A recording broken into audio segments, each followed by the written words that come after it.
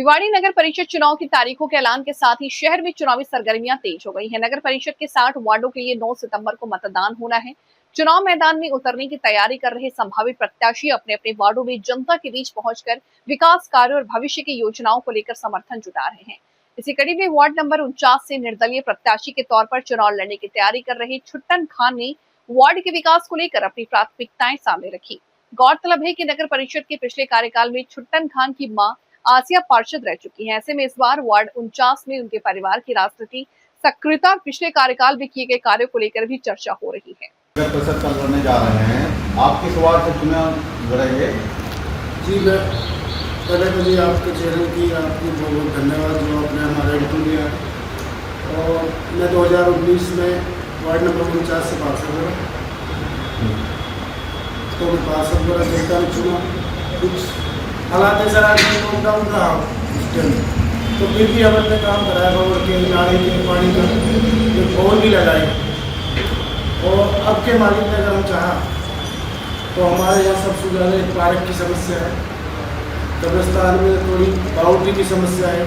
अभी कब्रिस्तान में मैंने एक हाई मास्ट लाइट लगवाया है, बड़ा झूमर वाला, जो हमारे मंत्री भूपेंद्र यादव ने कह के स्पेशल हमारे यहाँ लगवाया है।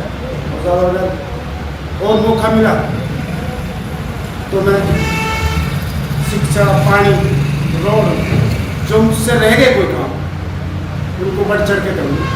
आप किसी पार्टी से चुनाव लड़ेंगे या निर्दलीय लड़ने के लिए? मैं तो पहले भी सब निर्दलीय लड़ा था, लेकिन फिर हम बीजेपी में वोट दिया तो सब अध्यक्ष में रहे हम। लेकिन हमारे को फिर भी हमने गाँव में जितना हम पे हो सका था काम कराए, जो हमसे पहले भी पार्षद रहे हैं। अब कहने को तो कोई कुछ भी कह दिए। हमारे नवाब साहब यहाँ मंत्री था और सर उसने यहाँ हमारे गांव की सबसे ज़्यादा इज्जत करता था। और वहाँ से हमारा भोला वाले का जो पार्षद था हमसे पहले, लेकिन उससे उस पार्षद की ये आई थी कि भाई ये काम कर दो। अब बेचारे उसी मंत्री ने होते हुए उसने 10 वोट 4-5 वोट भी लगाए हमारे यहाँ।